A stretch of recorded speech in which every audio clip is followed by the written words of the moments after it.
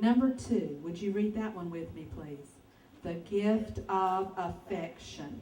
The gift of affection.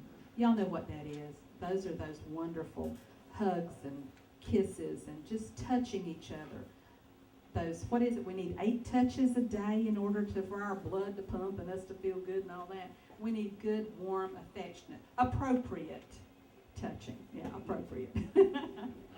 But do you know there are some folks, there are lots of folks that go through the day, they don't get hugs. So the last year and a half, I have learned to show affection. I've learned to give hugs and I've learned to receive them instead of stiffening up. I've learned to be truly affectionate. Number 3, the gift of what? Laughter. Oh, don't we all love laughing? And oh my word, yes, yes.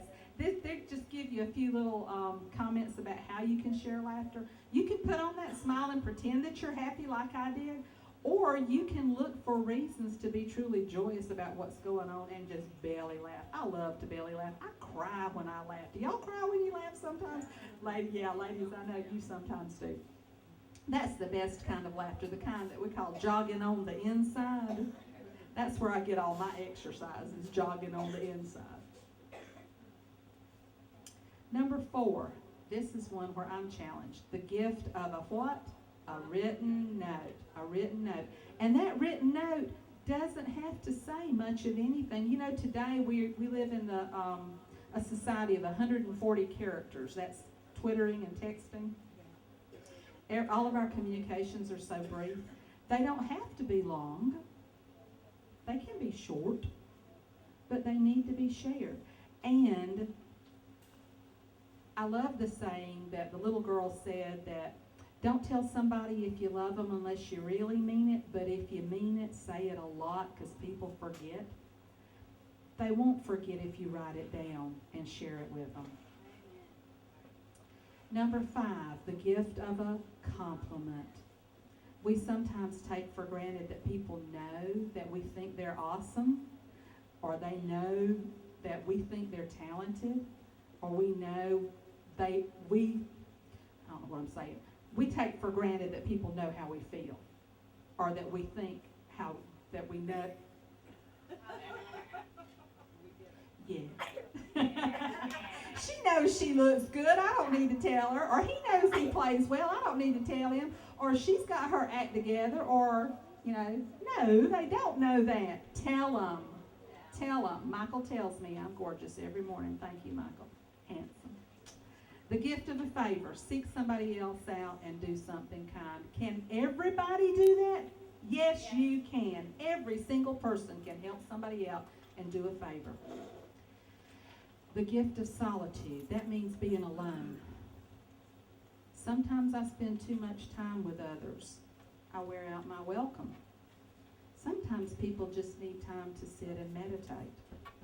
So, one thing that I'm challenging myself to do is if I spend an awful lot of time taking up somebody else's time, I'm going to think, do they need to be alone and take a break from me? Because Lord knows I'm a needy person, and when I'm around, you pay attention because I don't let you forget I'm there.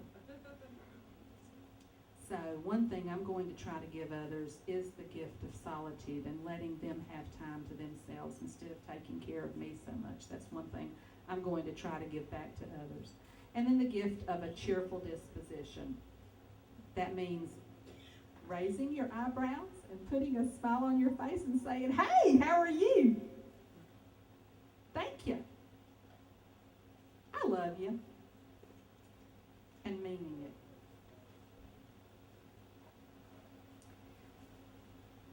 I'm sorry I took so long to go through that list. I was just going to let you read it. But I thought perhaps if I talked through it, that you could say to yourself, I can do that. And that can be a Christmas gift that you give to somebody else. There's some folks sitting in here who have a difficult time receiving, like me, like I have been. I want to do for others. they can't do for me unless I let them. And there's some of you who are like that too. You want to do everything. You want to take on the world, save the world, be everything for everybody. One of the best gifts I think that you can give yourself is to take time for yourself, to have that time of solitude, to let others help you. If you need a meal, let somebody else know that you're tired and you sure would like some supper. And they'll pitch in and they'll help. And if they don't, call me, I will. Because I love doing for others. But I'd like to challenge some of you who have a difficult time accepting help, accepting gifts.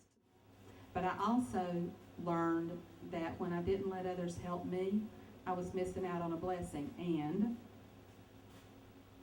I had a friend tell me one time, Dedra, you know how you like doing things for others?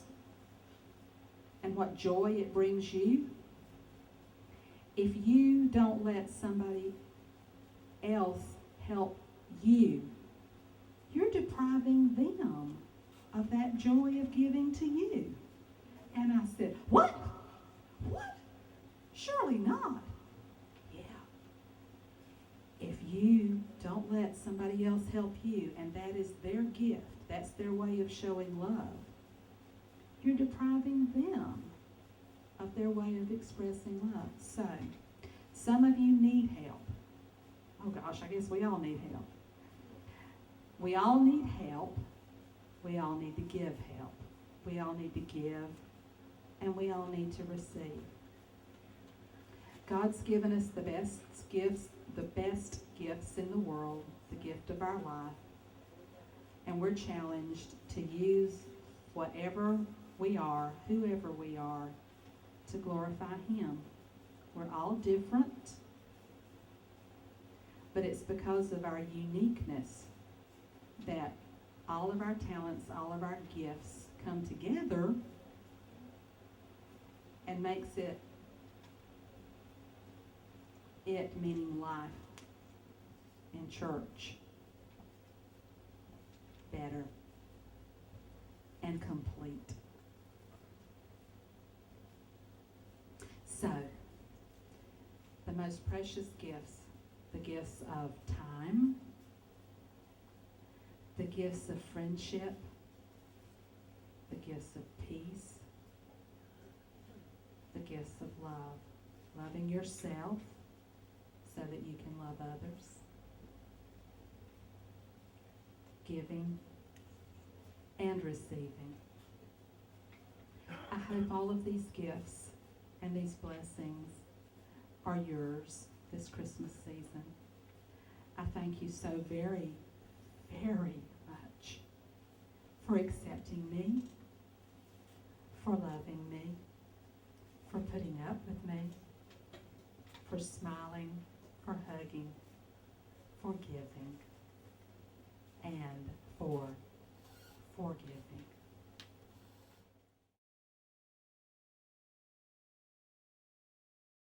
Well, good morning, everybody. Well, what we are doing is called Toys for Tots for Tybee, and we have a Christmas tree over here on the left. And if you would like to contribute, because there are a lot of children who will not have a good Christmas, and so we would like to help them have a much lovelier Christmas. So if you would participate and buy a toy for a girl or a boy, and within the age group, whatever you choose to do, there's a sign-up sheet on the table where the books are, and all you have to do is sign up for a girl or a boy, no names, we don't need to know any of that, just, an age group and a toy. And if you'll place it underneath the tree during the next couple of weeks, we will invite them in and let them get toys on December 22nd. And I hope y'all all participate, because there are children who will not have Christmas. Amen.